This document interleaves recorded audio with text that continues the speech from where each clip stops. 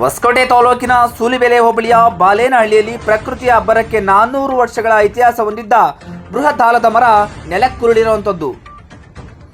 ಶುಕ್ರವಾರ ಸಂಜೆ ಸುರಿದ ಭಾರಿ ಮಳೆಯ ಪರಿಣಾಮ ಶತಮಾನಗಳಷ್ಟು ಹಳೆಯದಾದ ಈ ಆಲದ ಮರ ಏಕಾಏಕಿ ಧರೆಗುರುಳಿದೆ.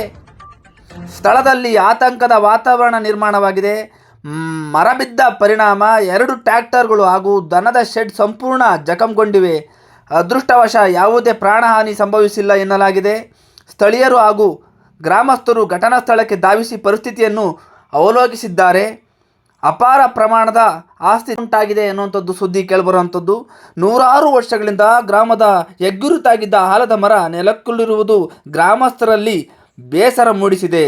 ಮಳೆಯಿಂದಾದ ಈ ಅನಾಹುತ ಇದೀಗ ಬಾಲೇನಹಳ್ಳಿಯಲ್ಲಿ ಚರ್ಚೆಗೆ ಗ್ರಾಸವಾಗಿದೆ. Bureau report, focus Tumakuru.